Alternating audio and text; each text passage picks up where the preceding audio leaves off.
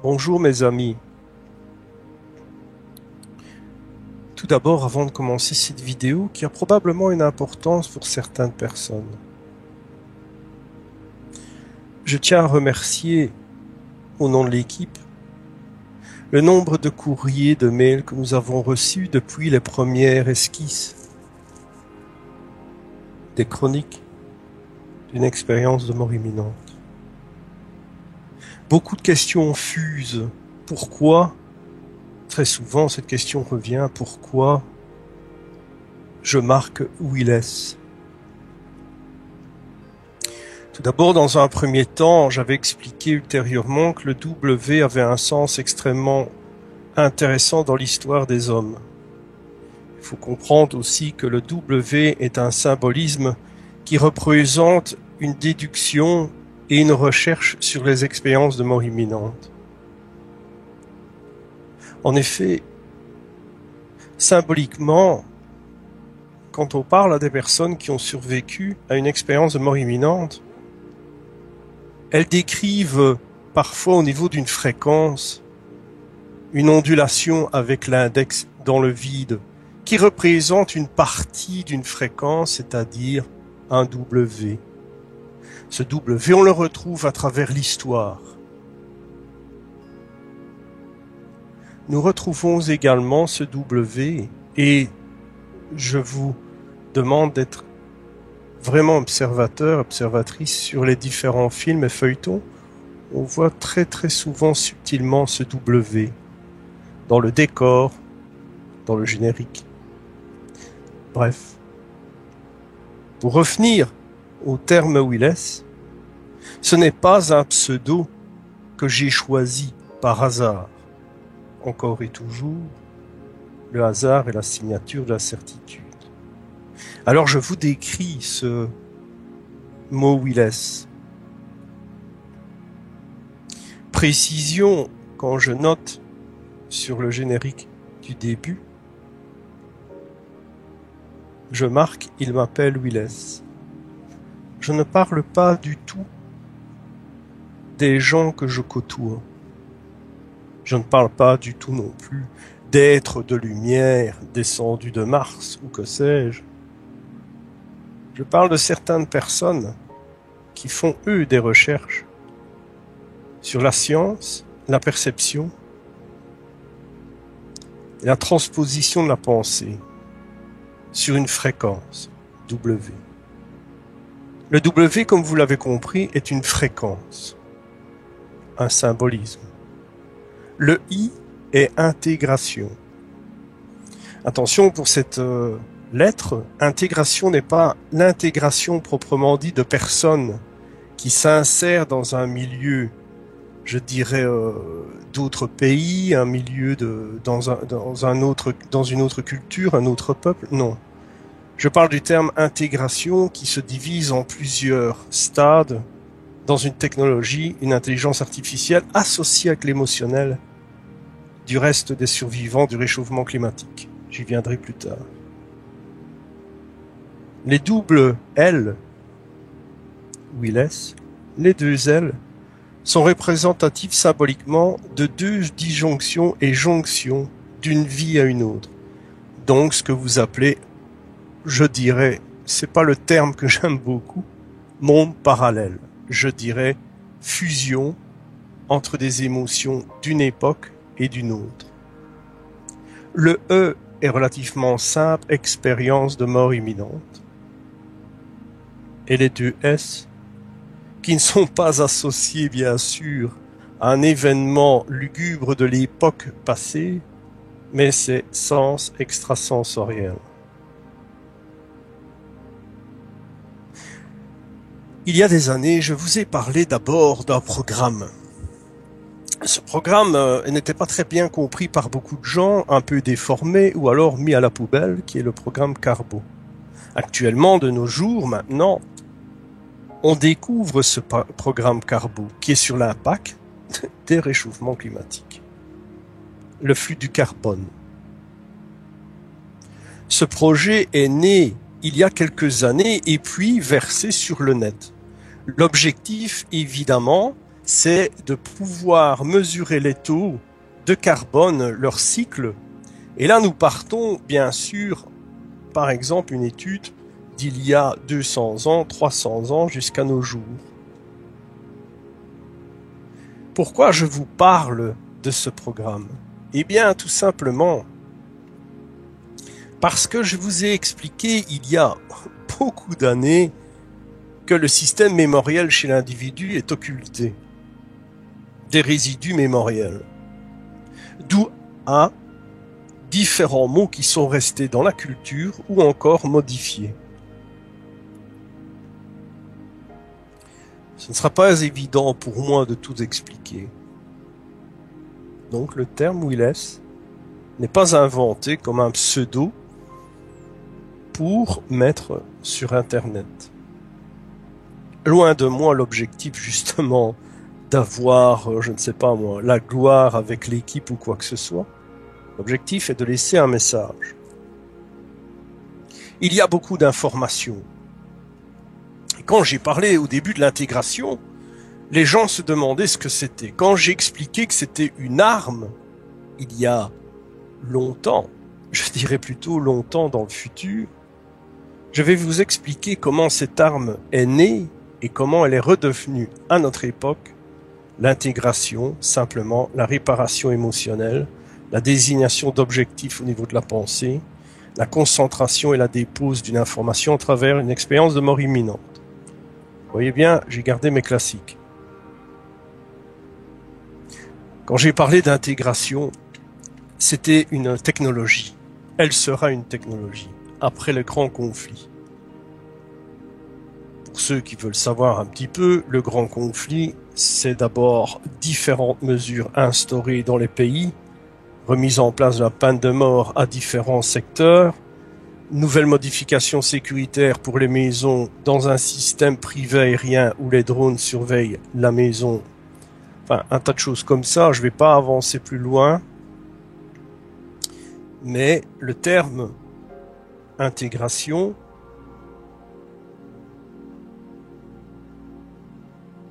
est un système informatique, une intelligence artificielle qui est basée sur les jeunes. Rappelez-vous ma vidéo, j'avais expliqué que les jeunes de maintenant n'ont pas besoin des idées des plus vieux et de recommencer leurs erreurs. Il existe vraiment un programme intégration. Ce programme vise plusieurs systèmes au niveau de l'informatique.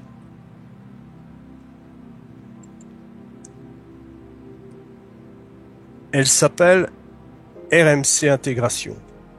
Son système, en fait, est basé, je dirais, sur deux choses. Je vais essayer de ne pas oublier un petit peu ce que je vais vous expliquer. Ce système a été associé par plusieurs personnes, par plusieurs jeunes, qui recherchent évidemment différents secteurs pour faire face à une économie et un dérèglement du réchauffement climatique. Ce secteur a voulu se mettre évidemment à l'avant. Elle a été reprise par le fameux projet ICAR. Le projet ICAR, qu'est-ce que c'est en deux mots? Il se divise en deux. Le premier projet ICAR est une association de civils et de personnes qui ont des projets à mettre en commun pour sauver la planète de différents, je dirais, de différentes catastrophes. Le deuxième système ICAR est un projet militaire qui travaille sur différents secteurs de l'armement et de la défense, notamment canaux électromagnétiques et ensuite, malheureusement, le système d'intégration.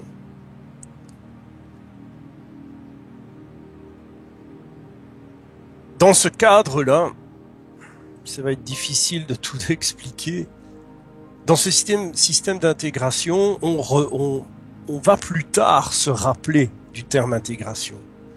Ici, de nos jours, le système intégration, l'intégration proprement dite, joue sur l'émotionnel, sur l'intégration des gens qui ont envie de s'intégrer dans un peuple, ou encore, dernièrement, j'ai vu un tas d'idioties où l'intégration est associée avec Dieu, avec l'intégratron, enfin tout ce que vous voulez, Métatron. Enfin, bon, ça c'est une sauce extraordinaire. Non, l'intégration est véritablement un programme qui met des acteurs, des conseillers pour, par exemple, la gestion de l'eau, de travailler, rappelez-vous, j'en ai parlé, hein, et ça sort maintenant, hein, le système de l'eau intelligente, où on va pouvoir modifier l'eau, la restructurer, et puis la rediriger vers ceux qui auront les moyens de se l'offrir. Les développements Android pour le système Alzheimer, la surveillance d'un patient dans une maison, eh bien, rappelez-vous, je vous en ai parlé, ça existe réellement. Un ensemble d'associations qui jouent un rôle sur différents secteurs, d'accord, mais dans ce système est intégré aussi l'apport physique, donc gymnastique, mise en place au niveau du corps. Enfin, il y a un ensemble extraordinaire qui prépare évidemment une toute nouvelle science qui sera greffée au projet ICAR. Le projet ICAR aussi, sur le système de l'intelligence artificielle, découvre que l'émotionnel a aussi d'autres structures qui s'ingèrent par différentes vibrations, notamment par la pensée. Donc on va découvrir qu'on peut laisser de côté ces fameux futurs canons électromagnétiques et utiliser une arme beaucoup plus performante qui est l'intégration. Cette arme, on connaît quelques résidus de nos jours, c'est-à-dire que vous avez différentes personnes que je ne citerai pas dans le monde qui peuvent savoir de loin, on appelle ça vulgairement médium ou tout ce que vous voulez, qui peuvent savoir ce qu'il y a dans un endroit secret aux États-Unis. Par exemple, l'exemple de l'enveloppe avec une photo et le médium doit savoir ce qu'il y a dedans. Enfin, c'est exactement ça, c'est un système d'armes qui est utilisé et cette arme permet de savoir les fonctionnements et dysfonctionnements chez un être humain, de pouvoir capter le dysfonctionnement, de le modifier ou de prendre possession, hein, ça vous rappelle quelque chose, et évidemment de saturer l'être humain et de le mettre complètement inerte. Le système d'intégration jouera un rôle extrêmement important après le troisième conflit.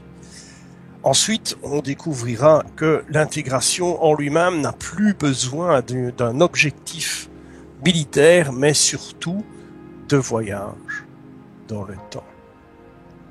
Il faudra donc mettre en place différentes structures. Ces structures sont extrêmement difficiles, très complexes et ne sont pas encore comprises au XXIe siècle. Il faut donc savoir, dans un premier temps, éteindre un individu. Comme je vous l'ai expliqué dans beaucoup de conférences, ce genre de système est autre qu'un phénomène de possession, donc oubliez le phénomène de possession, comme je dis, de ce qui est connotation avec la religion, d'une entité maléfique qui prend possession d'une âme ou d'un esprit, ça je laisse ça à ceux qui y croient. Je parle de différentes fréquences qui sont stimulées et qui viennent, un peu comme une forme de télépathie, qui viennent s'associer à votre forme de pensée.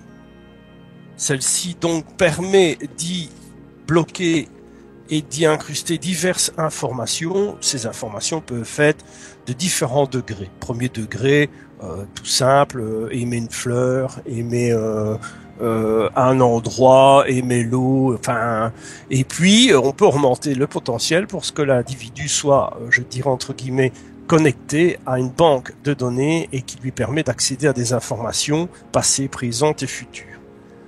Au XXIe siècle, il n'y aura que quelques petites intelligences artificielles qui vont pouvoir soumettre le projet et le souligner pour sa faisabilité.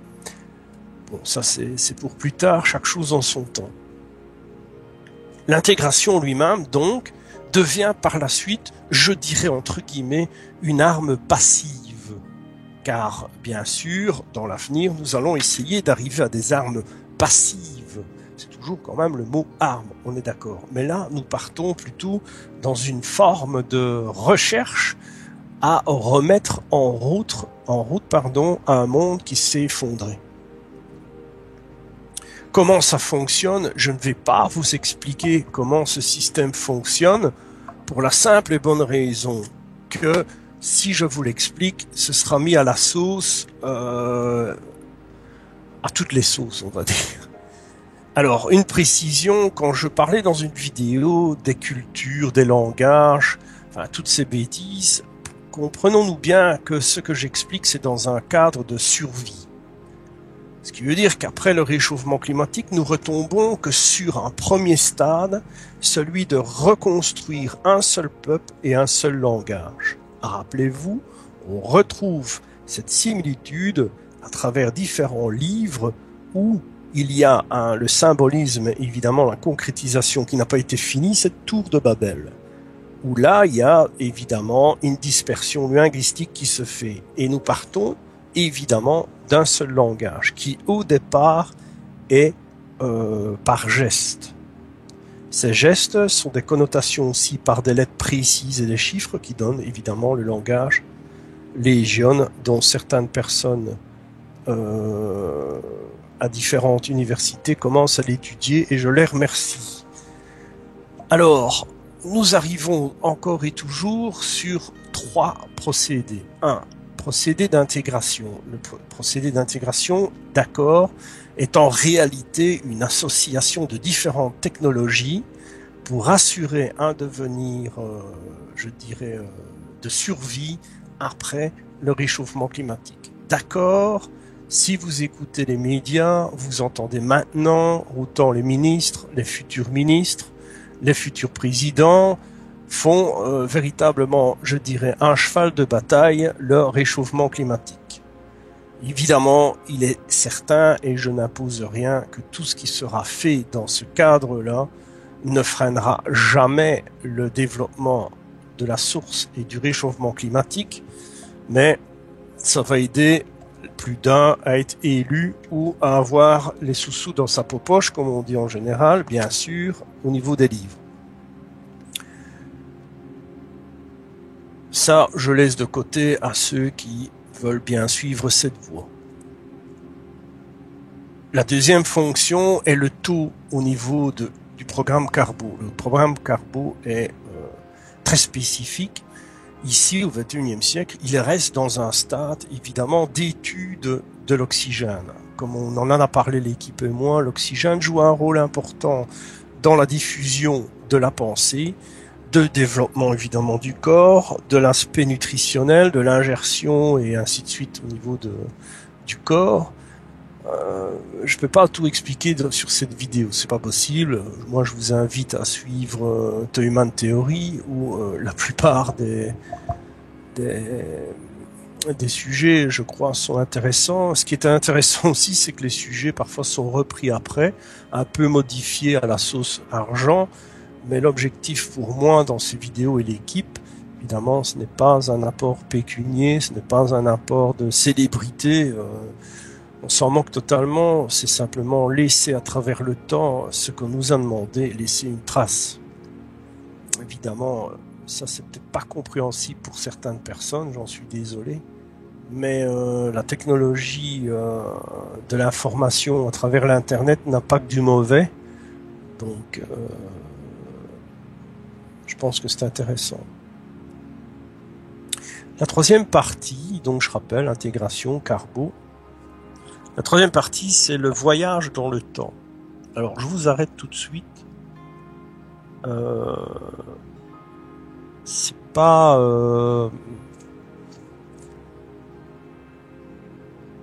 les films, c'est pas le film cinématographique du voyage dans le temps. Je sais très bien que lors de ces vidéos audio, je prends parfois des temps de réflexion, parfois des temps d'analyse. Ce n'est pas pour chercher un mensonge quelconque. C'est simplement pour structurer, parce que j'ai un très gros défaut, je n'arrive pas à structurer mes messages. Pourquoi? Parce qu'il y a trop d'informations. Donc, pour ceux qui analysent ma voix, pour ceux qui se demandent si je mens ou je mens pas, c'est pas du tout un mensonge. Pourquoi? Parce que pour ceux qui suivent l'équipe et moi-même, ont découvert que tout ce que j'ai expliqué, notamment comme les 86 victimes de Nice que j'avais expliqué il y a 1 an et ce qui allait arriver, cette fameuse carte qui existe réellement sur tous les attentats qui vont se produire en France et dans le monde, non, c'est pas un mensonge. Maintenant, je ne cherche pas du tout à ce que vous me croyiez. Je m'en moque totalement. Je m'en moque totalement. C'est pas l'objectif. Donc, il faut comprendre qu'il y a intégration, il y a carbo, et vous avez le voyage dans le temps. Le voyage dans le temps en lui-même reste pour l'instant à une forme de rêve, mais on y associe le travail de la lumière. C'est-à-dire que vous avez, je vais prendre un exemple rapidement, comme vous le savez, je n'ai rien préparé dans cette vidéo, je n'ai rien noté, quoi que ce soit, ça ne m'intéresse pas du tout. Vous prenez un vase, je pense que la plupart des gens connaissent ce que je vais expliquer. Vous prenez un vase, il est décortiqué numérotiquement, les différents numéros, qui sont reliés, je ne sais pas, pour la constitution du vase à 3700 numéros, et sont envoyés par un fait de lumière à un endroit, à un réceptacle qui va reconstituer un peu, je dirais l'image, cloner le vase. Vous avez le même vase à un autre endroit que celui du départ. Évidemment, si nous le faisons avec un homme, ce que nous pouvons faire, soit c'est évidemment tomber sur une forme de clonage extérieur d'un point A à un point B, ou alors il faut absolument que l'individu accepte d'être décomposé, un peu à la Star Trek, être décomposé, c'est-à-dire décomposé veut dire un petit peu mourir, et reconstitué à un autre endroit. Dieu merci, si je peux m'exprimer comme ça, il y a différentes barrières qui vont jouer un rôle important pour éviter la constitution et la reconstitution d'un individu à un autre endroit. Je citerai par exemple les taux différents d'oxygène, les emplacements temporels, donc je ne parle pas d'un emplacement au même emplacement qu'une autre, absolument pas, je parle de l'emplacement temporel de la vie de l'individu. Il y a perturbation dans la vie de l'individu, dans son système biologique et également de pensée. Et c'est là qu'on va commencer à chercher. On va comprendre que la pensée, elle, arrive à traverser le temps, sans corps, sans physique. Ça ne vous dit rien? Moi, je connais un autre truc qui parle à peu près le même, spiritisme. Bref, on s'arrête là. Le travail de la pensée, alors, doit être numéroté, vérifié. Rappelez-vous, pour ceux qui ont suivi la conférence sur la télépathie, ont très bien compris ce que je voulais dire. Donc, nous arrivons à numéroter maintenant la pensée. Et plus numéroter la matière. Ces numéros qui correspondent à des symboles que je connais très bien, bien sûr, peuvent donc s'initier dans la culture de l'individu. Comment ça fonctionne? Eh bien, si j'ai un individu qui vit au XVIIIe siècle, il n'a pas évidemment les mêmes pensées que moi au XXIe siècle. Il n'a pas non plus la même attitude, la même vision des choses, niveau philosophie, enfin, tout ça. Et on va faire en sorte de modifier une pensée, par exemple, du XXIe siècle, On va rechercher évidemment l'ensemble des pensées d'une personne du XVIIIe siècle. Comment? C'est très simple. Je vais pas vous l'expliquer. Mais merci l'art. C'est tout ce que je peux dire. Donc on va retrouver évidemment les bons fonctionnements temporels par rapport à la pensée. Et on injecte évidemment ensuite chez l'individu des informations. Alors ces informations sont différentes. Soit ça peut être des phénomènes de prémonition, entre guillemets. Il y a plein de gens comme ça. Et on découvre, si on avait cette chance bien sûr, d'avoir beaucoup plus d'écrits au 18e, admettons, on se rend compte que l'individu qui a reçu les informations a eu quelques soucis dans son existence, différents taux de coma ou évidemment une expérience de mort imminente. Cette petite vidéo, je vous la fais surtout pour vous montrer que depuis des années, je parle de l'intégration du système Carbo, des différentes fréquences qui interagissent d'une pensée à une autre.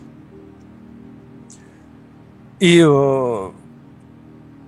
je pense que tout doucement, par rapport aux courriers que je reçois, aux demandes, certaines personnes se rendent compte qu'une grande majorité de tout ce que j'ai expliqué, et l'équipe bien sûr, est vrai.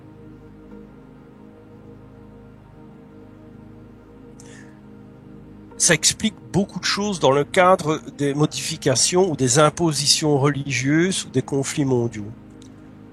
Non, si vous me posez la question, qu'est-ce qui va se passer dans les prochaines années? Comme je disais, dans les 4 prochaines années, il y a une dégradation au niveau civil. C'est-à-dire qu'il y a une perte d'emploi excessive, comme je vous l'avais dit. Il y a différentes restructurations au niveau des lois qui vont essayer de resserrer un petit peu les petits soucis civils qui vont se produire dans les villes.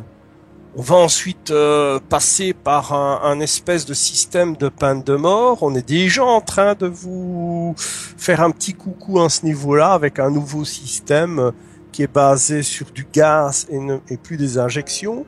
Rappelez-vous, je vous en ai parlé il y a facilement 5-6 ans, voire même plus. Il y aura donc sur les 4 prochaines années un dysfonctionnement total européen et bien sûr des dommages collatéraux par rapport aux autres pays.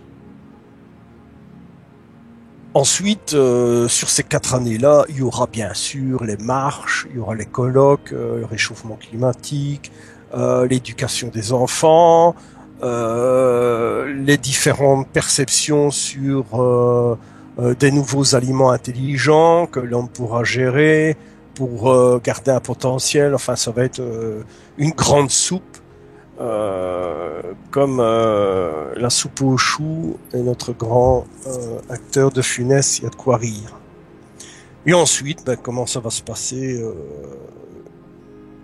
Il y aura une totale inversion de personnes, je dirais, qui essayent donc de faire peur à certains pays. Il y aura une totale ébranlement. Et puis il y aura attention, la plus grande puissance du monde qui refera des murs.